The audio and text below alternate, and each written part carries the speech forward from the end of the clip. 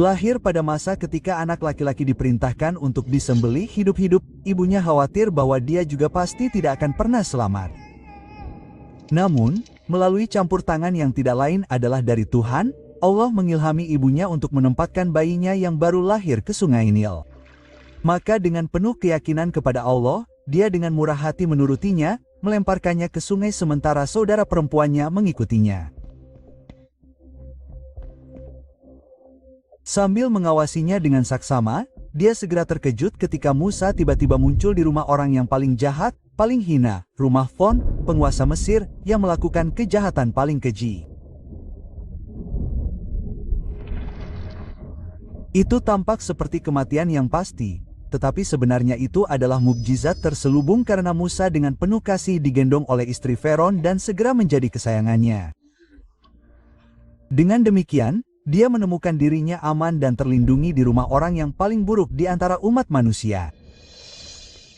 Musa hidup hingga menjadi pria terhormat di Mesir yang dikenal jujur. Seorang pria yang adil, bijaksana, dan tentu saja memiliki kekuatan yang luar biasa.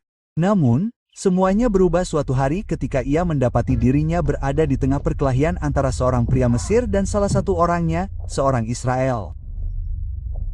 Dalam upaya mendamaikan keduanya, ia melakukan serangan yang salah, yang sayangnya menyebabkan orang Mesir itu meninggal.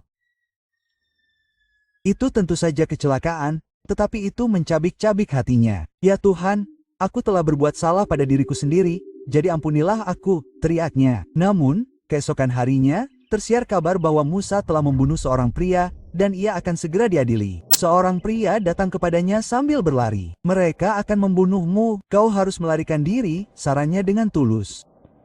Maka Musa melarikan diri dari tanah Mesir untuk mencari tempat yang aman untuk bersembunyi. Dan selama 8 malam, ia melakukan perjalanan hingga akhirnya tiba di sumur air Median. Namun, saat itu, ia sangat lelah. Dalam keadaan lelah, ia mencari tempat peristirahatan di bawah pohon hingga ia melihat 2 orang wanita yang sangat membutuhkan. Ia segera menawarkan bantuannya dan membantu memberi minum domba-domba mereka sebelum ia duduk kembali di tempat teduh, berdoa, "Ya Tuhan, aku membutuhkan kebaikan apapun yang Engkau berikan kepadaku." Pada saat ini, wanita itu kembali dan menyarankannya untuk bertemu dengan ayah mereka. Ia bertanya kepada Musa apakah ia bersedia bekerja di ladangnya dan menjaga padang rumputnya. Sebagai gantinya, ia akan menikahi salah satu putrinya agar ia dapat menjadi pasangannya. Musa menerima tawaran itu dan bekerja selama 10 tahun setelahnya. Namun setelah menyelesaikan masa tugasnya, ia memutuskan sudah waktunya untuk berangkat. Dalam perjalanan pulang, ia bersama keluarganya melakukan perjalanan hingga larut malam. Namun saat ia mendekati Gunung Tul, ia melihat api yang bersinar terang. Mendekatinya dengan hati-hati, ia semakin mendekati cahaya itu hingga ia mendengar panggilan yang akan selamanya mengubah jalan hidupnya. "Wahai Musa, akulah Tuhanmu. Tidak ada Tuhan selain aku." Suara itu membuat Musa terguncang, gemetar karena takjub. Ia baru saja menerima wahyu dari Allah, satu-satunya Tuhan yang benar. Seperti halnya Ibrahim dan semua rasul sebelumnya. Kemudian Allah memerintahkannya untuk melemparkan tongkatnya ke lantai. Tiba-tiba tongkat itu berubah menjadi ular yang menakutkan, lalu kembali lagi. Cahaya yang bersinar muncul dari tangannya. Tanda lain sekali lagi. Tanda-tanda ajaib untuk membantunya. Atas misi itu dia harus dipanggil. "Pergilah karena sesungguhnya dia telah melampaui batas. Ajaklah dia untuk menyembah Allah saja tanpa mempersekutukannya. Dan perintahkan dia untuk membebaskan Bani Israel. Lepaskanlah kesusahan mereka. Ya Tuhan, mudahkanlah tugasku, lapangkanlah dadaku, dan mantapkanlah perkataanku." Musa memohon dengan rendah hati.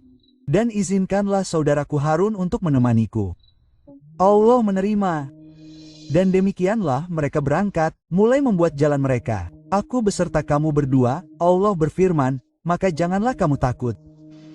Mereka kemudian menemui Firaun, yang dengan cepat menjawab dengan cemas, "Bukankah aku membesarkanmu di rumahku dan memberimu tempat tinggal?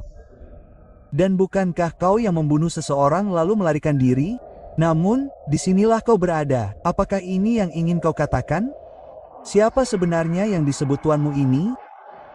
Tuan atas timur, barat, dan semua yang ada di antaranya, kalau saja kau mengerti. Aku tidak mengenal Tuhan selain aku. Mengapa tidak membawa bukti jika kau bisa? Maka tongkat Musa berubah menjadi ular dan cahaya terang bersinar dari tangannya. Kau hanyalah orang gila yang ingin mengusir kami dari tanah kami. Ini hanyalah sihir dan aku pasti akan menghancurkan rencanamu. Maka diadakanlah pertarungan dan para penyihir terbaik dipanggil untuk hadir.